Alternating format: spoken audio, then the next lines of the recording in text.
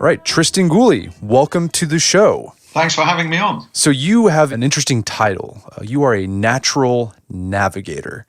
What is a natural navigator and how did you become one? Was this something when you knew you wanted to be when you were a kid? It was a really gradual process. I was a restless kid. I'd see a hill and think it might be more interesting at the top than the bottom, and I'd be standing on a lake thinking it might be more fun on the other side. And it was pretty gradual. The hills became mountains, the lakes became oceans, and I don't know the exact moment when I realized that navigation was the key to the sort of, fun that I wanted. I've since discovered that in every journey we take of any description, you're either a navigator or a passenger. And there's nothing wrong with being a passenger, but life's a bit more fun if occasionally you think, right, I'm going to be the navigator this time. And that's I think, the kind of bug I got even before I knew what the word navigation meant.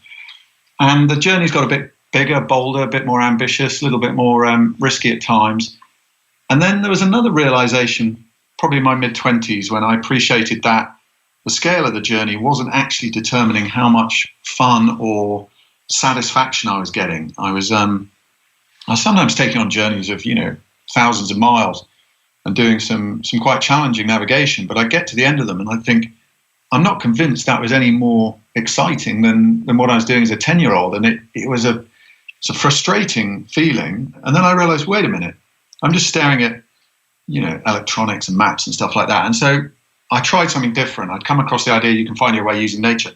And I just tried to find my way across some woods. And a 1 mile journey suddenly it was amazing being transported back as an adult to that feeling of excitement you can have as a kid.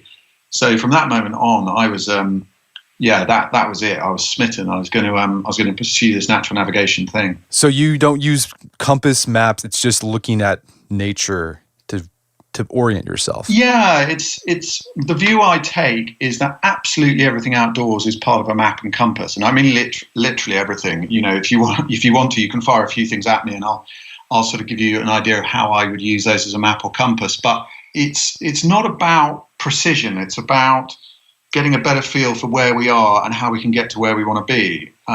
If all we want is the most accurate, fastest way of getting somewhere, then natural navigation isn't very often the solution. Pretty much everything from stuff you can see in the sky to stuff on the ground, things in the water. It's all can be used as a map or compass. And my life's work has been about understanding that better. And what kind of journeys have you gone on using just natural navigation? The vast majority of my journeys are a mix of all types of navigation. I've flown solo and sailed single-handed across the Atlantic, and it's actually illegal to fly without using the instruments to make it safer. Everybody will be pleased to hear. So in that situation, it's more a case of natural navigation adds a layer on, knowing that the sun rises in the northeast in the middle of summer. Means that the bright glare above the ice, up in Greenland and places like that is the brightness is coming from where it should be, if that makes sense. So it's a lot of natural navigation is a jigsaw. You're taking pieces, so it doesn't actually matter what you're using. It's the layers you add to it. So quite often I might walk into a wild place using a map and compass, and then just stick them in the bottom of a backpack and find my way out without using them. I never recommend people leave everything at home because, there's a difference between relying on stuff and staring at it the whole time and knowing it's there if you need it. So that tends to be what I do. And I, probably 19 out of 20 of the journeys I do are quite small. A small number of them are big, but you can just get so much satisfaction from, literally 5 miles of natural navigation will feel like a major expedition, I guarantee it. And how did you uncover these methods, this way of looking at the world? Because it sounds like this was once common knowledge in humanity at one point before the map and compass and all these devices that we have. So how have you uncovered or rediscovered these insights into natural navigation? Well, I've been really lucky because I'm not very good at focusing on one thing for very long periods. And it turns out that natural navigation is a collection of pretty much all human experience. So there's astronomy, there are wonderful cultural sort of treasure troves. So there are techniques you can find in the ancient Greek myths. Odysseus found his way across the Mediterranean by keeping Arctos, the bear constellation, on his left. That's a northerly constellation. So that's how he managed to keep going east. So things like that are an inspiration. I might not use that exact method. I'll use perhaps a more contemporary version of it, but it gives me ideas of how I can do things. And then I'll discover, a method of using a tree I've never thought of by reading the latest academic article in a journal like Nature. So I'm combining something from thousands of years ago with something that was published perhaps 24 hours ago. Astronomy 1 minute, botany the next, geology the day after that. And as I say, it's the world needs specialists. The world needs people who focus on just one thing and become the best in the world at a small niche within astronomy. But I couldn't do that. I love the fact that it allows me to be sort of intellectually promiscuous. I can kind of, I was out there looking at fungi this morning and seeing if they were going to help me on my journey. Whereas, tomorrow it might be the way the clouds help. And are there still pockets of humanity that still rely on nature to navigate? Yeah, mostly the indigenous communities in remote areas are using this. They all have their own unique view of navigation. There's no human culture on Earth where navigation isn't an integral part of life.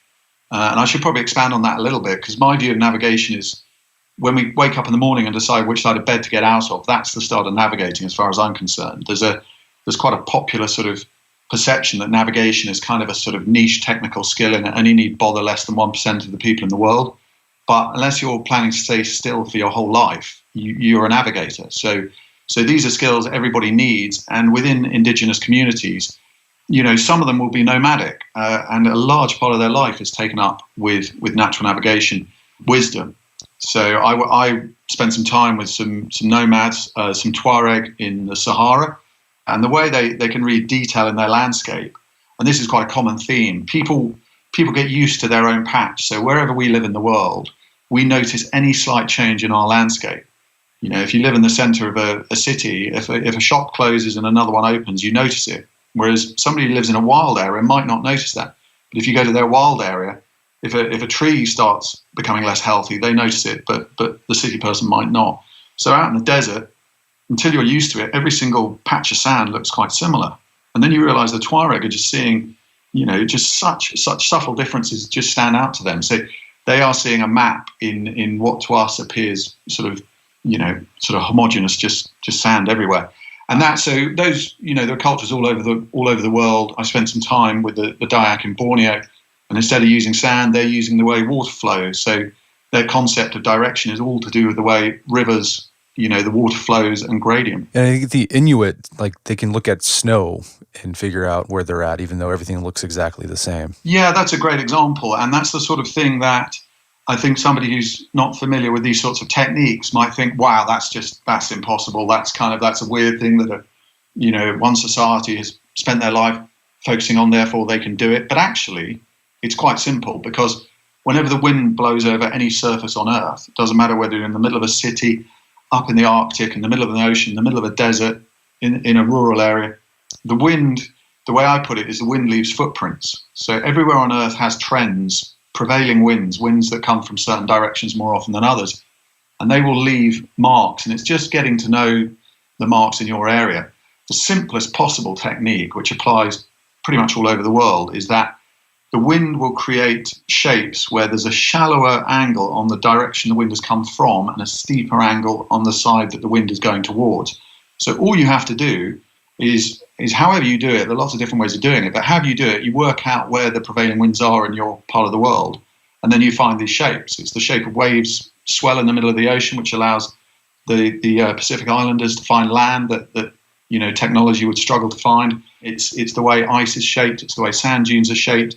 It's the way trees are shaped. And right down to sort of little bits of dust in towns, you get these shapes everywhere. Well, it's crazy, And you said earlier that if you're in it all the time, you'll notice that. But I think most of our people who are listening to this podcast, they might live in a city, a suburb, so they're well acquainted with that scape of life. What's the mindset shift that needs to occur so they can start noticing things in nature? Is it just how do you get to that? Is it just a matter of spending more time in nature? Well, one of the big tips I'd want to give your listeners is this is not an either-or thing. What I'd recommend is before you go to the technology or whatever you're going to use to answer your question of how do I find or what direction is something, just have a go at answering it yourself.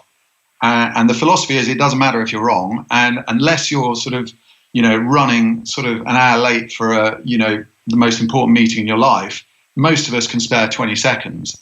So those 20 seconds, you just go, right, I know the map on my smartphone is going to sort this out for me, but I'm just gonna have a bit of fun here.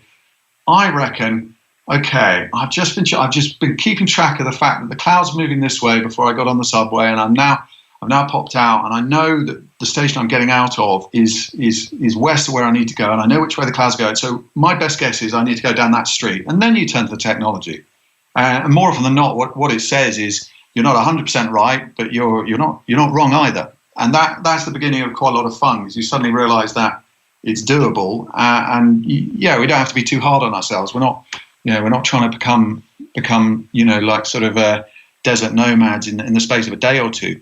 Another really fun way into it is just randomly, you could be looking out of an office window, and you just sort of go, which way am I looking? And you can try and answer it north, south, east, or west. And you go, right, well, how am I going to answer it? Again, it doesn't matter if you're wrong. It doesn't matter if you're wrong the first 15 times you do it. You'll notice things that nobody else is noticing. You'll notice, oh, that's weird. The birds are always flying past that way. Or, I can tell that the sun must have been there. I can't see it because it's cloudy, because that whole part of the street has dried. It rained 2 hours ago. That part's dried. You have a go. You might be 30 degrees out or something. It doesn't matter. You've noticed a whole load of things the way an indigenous person would do. And you keep doing it. And then you surprise yourself quite nicely, because the moment comes where you're high-fiving yourself because you get it right. And in those examples you gave, like, you didn't have to get out into the quote-unquote wilds. Like, you could do this from your office. Yeah, absolutely. And one of the things that a technique people would use in the wild, which we can actually, quite often the techniques that are used in the wild are ones we'll borrow and tweak slightly to use in a city. So a good example is academics believe that the way the Pacific Islanders found new land was by, in a very sort of casual way, studying bird migration patterns. Now, we can use that all over the world, but actually a nice city version is human beings migrate, and we sort of do it on a daily pattern. So whereas it might be a six-month cycle out in the middle of the Pacific, in a city, if you're completely and hopelessly lost, if you go against the flow of people in the morning or with the flow of people late in the afternoon, you're going to find the nearest transport hub, the nearest station. Now, that might not form a perfect map for you, but it's the start of a process where you go, okay, not everything's random. In fact, very little is random. So you're just starting to put one small piece in the jigsaw and starting to get a picture of what's going on around you. That's fantastic. Well, in your book, How to Read Nature and The Lost Art of Reading Nature Signs, what I love about it is you give these specific, tips, I would call them, or mental models, I guess we'll call them, on how to observe nature. And so if it's okay with you, I'd love to kind of get into some specifics, because as I was telling you before we started the recording, was after reading this book, whenever I go outside now, I'm looking at my surroundings in a completely different way, because I know these things that I should be looking for. So it's okay with you? Can we go through some of this stuff? Because I think it's just really fascinating. Yeah, I'd love to. Okay, well, let's talk, you start off talking about kind of big picture, getting a lay of the land. And you recommend using a method called SORTED, which is an acronym. What is the SORTED method, and what are we trying to do with this method? Yeah, it's as you say, it's a way of sort of zooming in, starting with a very broad focus. SORTED, sorted. So we start with S for shape, and every landscape we're in, whether it's urban or wild, we're going to find there are one or two quite dominant geographical influences. And just once we tune into them, we notice there's a slightly higher bit of ground, and then there's a valley, and then there's a river, for example. Once we've tuned into that, we've actually started to form quite an important map. As I say, the Dayak in Borneo can find their way. They can walk for literally days just on that idea. So it sounds very vague and perhaps not hugely practical. But once you start to think, okay, I know which side of the river I am, and then you start to relate to where various things are compared to that, then you've just started to form a very basic sort of map. The O, I use the word ologies, so in terms of the soil and various other things, but it's really a very broad brush way of saying what is in the ground. So if we know, for example, we're in a very sort of acidic area, you're going to get a certain type of landscape. You'd expect, if there's loads of granite around, you've got a certain type of moorland. If you've got very alkaline soil, you expect different types of wildflowers. So if we just start to put two pieces together, we start to think, okay, I know I'm on slightly higher ground. I know that the river is out there somewhere, and I know I'm on this type of soil, so I'll be able to tell before I hit the river that there are these certain types of plants. Because I've noticed when the soil is this type, I get bright purple flowers before I hit water. So we've just started to put another couple of pieces together.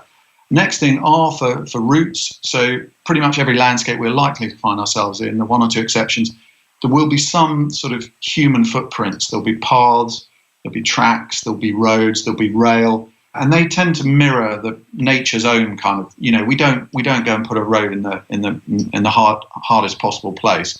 So we find there's a relationship between those and the hills and the rivers and things like that. And so we're just starting to put another layer on top of that.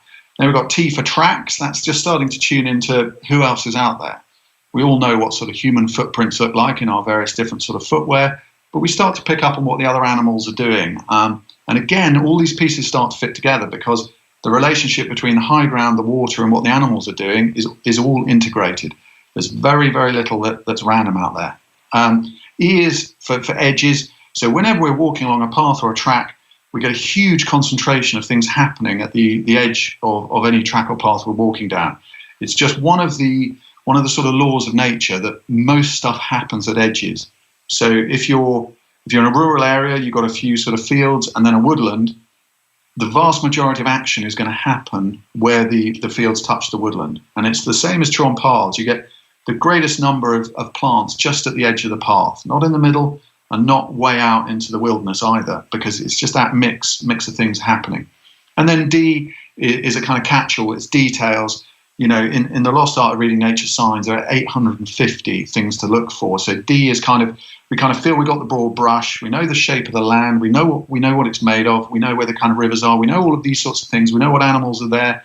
And then D is just kind of like, okay, I'm now going to try and work something out just from the size of the leaf in front of me. That's awesome. I love that. And this mental model is fantastic because I've been using it in the past few days.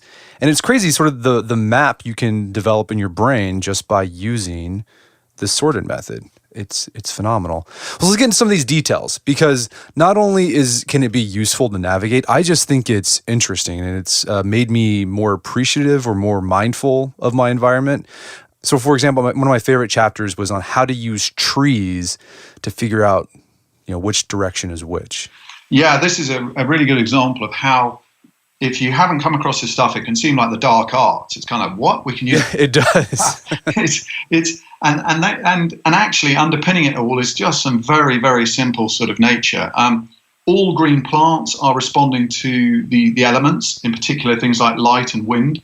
Once we know the sun is due south in the middle of the day, every day of the year, and that's when it's giving us most of its light, we find that, of course, green plants, light is a huge influence. It's their breakfast, lunch, and dinner. They can't function without it. So actually, it'd be really odd if any green plants were symmetrical. If you're getting most of your energy from one side of the sky, as it were, it doesn't make any sense to be symmetrical. So we find that the shape of a tree is influenced by that. We find there are more and bigger branches on average on the southern side of trees, particularly deciduous trees, some of the pines as well, like the Scots pine. But the next thing we find is that actually, if we zoom in a little bit, the shape of the branches is shaped by light as well, because the branches are growing towards the sunlight, which means on average they will grow more vertically on the northern side and closer to horizontal on the southern side. And what that means is, if you're looking from one side of the tree, you get what I call the check effect. You just imagine sort of drawing we call them ticks in the UK. I think you guys call them checks. You just draw a check in the air. You have that sort of vertical side to it and then a horizontal side to it. And it's a subtle effect. In truth, most of the stuff that I write about and research is obvious when you know to look for it, but actually sits just below most people's sort of noticing radar, if you know what I mean. Because there are certain things everybody sees. Everybody can count the rings on a tree trunk that's been felled. That's stuff that's still obvious. But most of the stuff is really easy to see when you know to look for it. If we then think of the leaves in deciduous trees, we have two types of leaf. We have the sun leaf and the shade leaf. On the north side of the tree, the leaves aren't getting enough energy. So the tree has a trick. It sends a sort of chemical message to the leaves. Basically says you need to sort your act out. And what it does is the leaves change from sun leaves to shade leaves. They grow bigger, darker in color, and thinner. So what we find is the leaves on the north side of a tree are bigger and darker in colour than the ones on the south side of the tree. And there are, you get more roots on the side of a tree that the wind comes from. So once you know the prevailing wind direction in your area, and it's the sort of thing you only need to sort of work out once, it'll cover, thousands of square miles most likely, you can see that these roots, this is a fun thing you can do actually. You can sort of, you won't be able to do it on yourself because I'm about to give you the answer, but you can do it on a friend. Just ask them to draw a tree, and then ask them to draw the roots. And what you'll find is they draw the roots underground. But actually, if you go out there and have a look at trees, the vast majority of trees, you can see the roots where they come up from the ground, joining the trunk of the tree above the ground. And these are called guy roots, and they are there like guy ropes on a tent to stop the tree being pushed over by the winds. So it's logical. Almost all this stuff is it's almost like nature's common sense. It's like, well, if you're going to have roots to stop a tree blowing over, you're going to want them bigger, stronger, and longer on the side that the wind comes from. So in total, there are 19 different methods, but we've got a nice selection there, hopefully. And you even talk about how the bark on some sides are darker or lighter than the other because the tree creates its own sunscreen. Yeah, absolutely.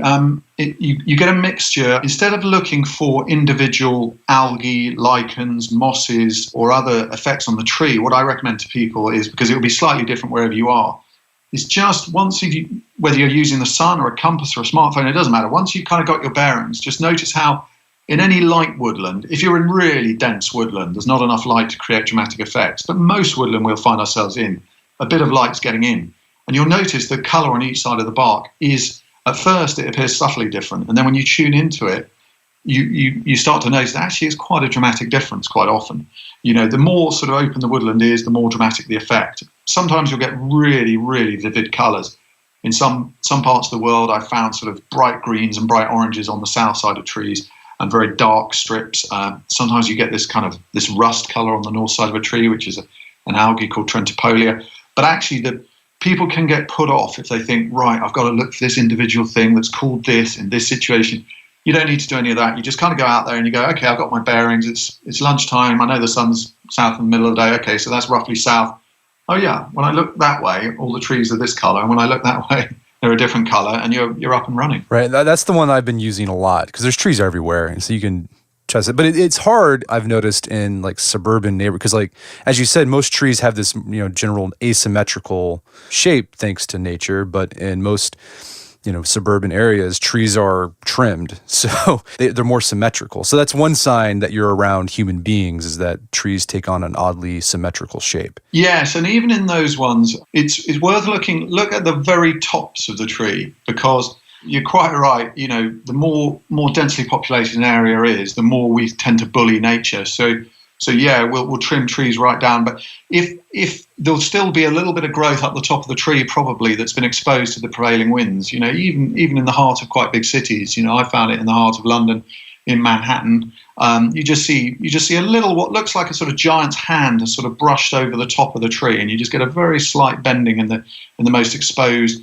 The most exposed part of the tree is obviously the highest part, but that also tends to be the weakest part. So it doesn't take sort of gale force winds to bend those over. You just need a little prevailing wind reaching it, which you might not get in a high rise sort of street, but in a park in a city, you can quite often spot it. And you can also use not just individual trees, but like how trees grow together to figure out if you're close to humans or a city or not. I think you talked about in the book, if you come upon a wooded area and there's just a really fine, like a detailed line, like where the forest, quote unquote, starts, that's something you should tune into, because that might mean you're close to a city or a farm or something. Yeah, absolutely. I think one of the things that we can build quite quickly, and it sort of appeals to our sort of ancient view of nature, is when other human beings have been getting involved in the landscape. Because if we think historically, it was quite an important sign.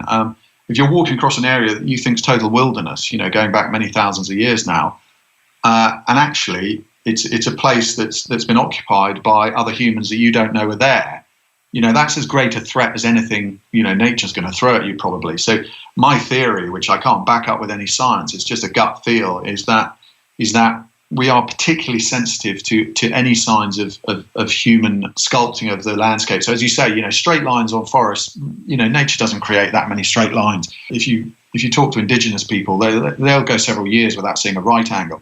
And so with these straight lines we tend to pick up on. Our eyes and our brain work together to notice shapes really, really effectively. And once we know that certain shapes aren't natural, we sort of start to go, okay, we're getting close to a town now. And again, a lot of natural navigation is shape recognition. If you notice, there's a copse, there's a small sort of woodland on the hill, and you just happen to notice, oh, that's an interesting shape. The trees are shorter on one side than the other. That's not going to be random. That's because there's more wind coming from that side. So again, you've got a compass on the top of a hill that might be, 4 or 5 miles away. So you mentioned earlier that you were observing some mushrooms, some fungi, to figure out if that could be any of use to you in your natural navigation. Are there any things you've come across that with mushrooms or mosses or algae where they have a particular pattern that can lend clues to know where you're at? Yeah, the golden rule that sort of underpins all of this is no organisms live in isolation. They all have some relationships with other things. If we take the idea of, every animal is dependent on plants at some point in its food chain. Even if it's a carnivore, it's going to eat something that is then eating plants. Every single plant is sensitive to what's in the ground, what's happening in the sky, temperature, air quality, all of these things. So what we find is actually it's a totally interconnected jigsaw. So if we take the example that every tree is part of a map, beech trees don't like waterlogged soil, alders, willows, trees like that, quite happy in quite wet ground. So if we're at the top of the hill, we're looking out there and go, okay, we can choose those trees for a dry route, those trees if we're looking for a river. And then there are other trees which help us in a different sort of map making, and they are trees. Some trees they establish themselves very slowly. So trees like oaks are, they don't just pop up randomly all over the place. Whereas trees like, birches do. They have a totally different strategy for survival, which is, millions of seeds on the wind, popping up all over the place. Very, very few of them survive, past the first 10 years of life. But there are so many out there that it kind of works for them. But in a map-making sense, what that means is they tend to do really well at the edge of forests. They're kind of first in. They're like the advanced party. They go in there and start. Over many decades, the slower trees like the oaks will start to bully them out because they have a better long-term strategy. So in map-making terms, what we say is, okay, we feel a bit lost in the woods, and you were just sensitive to the fact that trees have changed. We've been passing a few oaks and a few beeches. Suddenly we're seeing birches. We're getting near the edge of the woodland. Now all we do is bring in an extra piece, which is, fungi don't live in isolation. They have, quite often essential relationships with other organisms, not least trees and tree roots. So we quite often find these sort of, if not symbiotic, then certainly sort of partnership relationships, where a certain fungi will mean a certain tree. So there's a fungi, I see around here a bit, and there'll be an equivalent where you are. It's called the Fly Agaric, and it's bright red with white spots. It's probably the one that inspired the sort of fairy tale toadstool, the one I mean with the bright red and the white spots.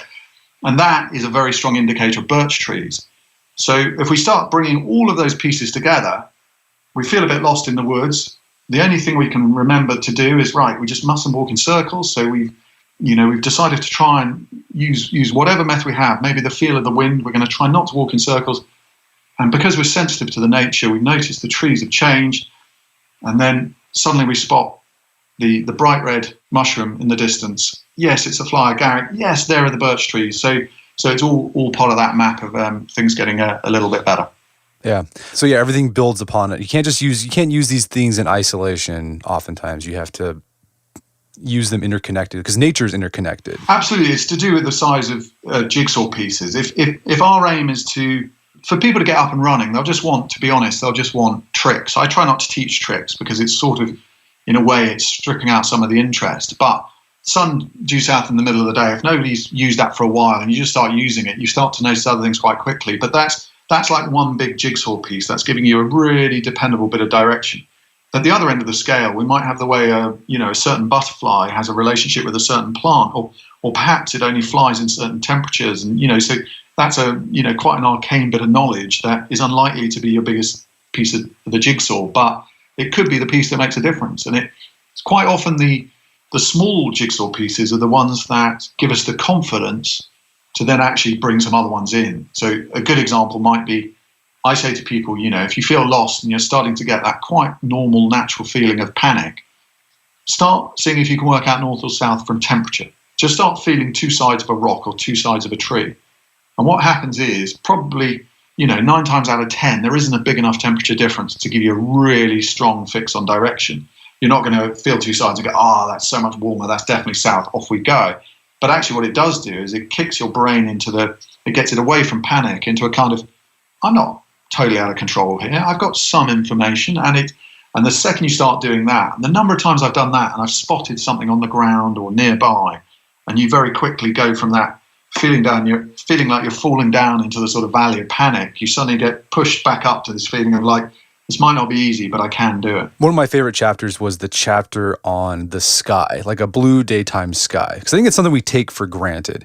And also I liked it because I was able to finally, I know what to tell my kid when he asks me, why is the sky blue? It's one of those things you learn when you're in elementary school or primary school, and then you forget as an adult. But what are some things that people take for granted about a blue daytime sky, and how can we use that information that we take for granted to get our bearings in the world? Yeah, it's a good example of how, our brain's never idle. It's taking in stuff all the time, but in the modern lifestyle, we've kind of shifted that focus. So we now see a new email popping into our inbox the way an ancient person would have noticed a slight change in color in the sky. So one of the exercises, that doesn't necessarily give you a huge amount of useful information, but it starts to sort of show you what you're perhaps not seeing, is that, we go out and we see what we think is a pure blue sky. If you go out there and look there and scan all around the horizon and above you and in all directions, not staring directly at the sun, because that's obviously not good for us, but in every other direction, and we suddenly notice there are 100 colors there. The horizon is never pure blue. Unless you're at the top of a very high mountain, you're going to look out and you look at the horizon and you're going to see a color that is much closer to white than the blue of the sky above you. If it's the start of the day and you've got the sun in the eastern sky, you'll notice an awful lot of brightness reflecting back from the west as well, because the air actually reflects light back at us. So you start to realize that there's this kind of tapestry of shades and colors that have always been there, but we haven't necessarily noticed them. And once you start tuning into that, you start to notice that, hey, wait a minute, that little patch of whiteness up there isn't explained by sunlight reflecting or anything like that. What is that? That's the wispy candy floss type cloud. That's cirrus. Oh, that's interesting. Well, I better keep an eye on that, because I know that cirrus quite often comes at the leading edge of a front. Okay. A few hours later, there's a little halo around the sun. That's cirrus stratus. I know cirrus followed by cirrus stratus. The weather's about to deteriorate. So one simple exercise, raises the awareness, and it's the raised awareness that makes us notice the signs of coming change. Right, and then also you can use some of this information to figure out if there are particles in the air, like man-made particles, like pollution. The sky changes color, or their smells are more strong because of things like that. Yeah, one of my favorites is the way temperature, smell, and sound can all connect. And when if you wake up in the morning and it's a sort of cool morning, quite common at sort of full time, and you just suddenly pick up a sort of musty smell in the air. It's light smoke, but it's not that sort of powerful acrid smell you get if there's a fire near you. But you're just picking it up because, again, we've evolved to pick that. That's a really important smell in a sort of evolutionary context. You go, I wonder what that is. If you then, having picked up that smell, just have a really good listen. And if you're in a place you know well, you'll start to notice you can hear things that you can't normally. And you'll also start to notice that visually things are a little bit different at the horizon, because what's happened is there's a temperature inversion. Normally, as we know, the air gets cooler with altitude. It's colder at the top of mountains than the bottom. But occasionally, a layer of warm air will sit on top of cold air and trap it like a sandwich. And we're in that cold layer of the sandwich, and sound and light is getting trapped in there as well. So we hear things, loud things, whether it's an airport, a road, a train station, an explosion, something like that will travel much further under an inversion.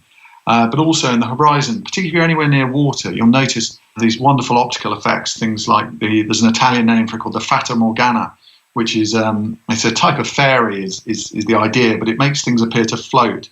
Similar to sort of mirage, but a little bit different. So what we start to realize is the smell we smelt when we walked out in the morning is actually connected to the way that we're hearing a train we can't normally hear. Yeah, just part of the interconnectedness. I love that. And there's so much more we could talk about. How many, things did you said you've collected that you should look for out in nature? It's like, was some 800? In that book, The Lost Art of Reading Nature Signs, there are 850 or a few more. But the way my work generally goes is I've probably collected, if I had to guess, over 10,000. But my job as a writer is to act as quite a stern filter. So pretty much every day I'm gathering a few, but it's the exception when it feels powerful enough that I'm still using it a month later. And if it's absolutely brilliant, I'll find I'm using it 3 months or 6 months later, and then it makes it into a book. So my kind of job is to go out there and I kind of, it's like sort of foraging for clues. And as I say, there'll be a few each day, but it's a good week if there are sort of, 2 or 3 that make it into the following week. So it's quite a brutal sort of pruning process to get the ones that are good enough for the book. Right, Darwinian. Well, I'm curious, Tristan, since you've been doing this natural navigation, how has it changed the way you look at other parts of your life? Right, like as in your personal life, whatever. I mean, has that carried over sort of the observation and the mindfulness? Yeah, I think it's. I think I realised that. I can probably go a day without being in nature and not sort of notice it too much. But if I go a whole week without it, I definitely don't enjoy that. And I think I think exercise is a good analogy as well, because I think we all, by trial and error, find that there's a certain amount of exercise that we not just want but need. Some people get away with not very much. Some people feel they need to run a marathon a week, and it's I think fresh air is and sort of nature immersion is a similar thing. I think we all need some, but it's not for me to say how much. But in a sort of slightly broader sense, I think taking an interest in navigation and having a bit of a fun with it can actually help in terms of decision making, because I think one of the things that we're all capable of and isn't necessarily the strongest sort of side to all of our characters is this feeling that life forces us down this trajectory and we're just going to grumble about it and just sort of 10 years are going to go by where things don't go exactly the way we want, and it was just life dealing me bad card after another.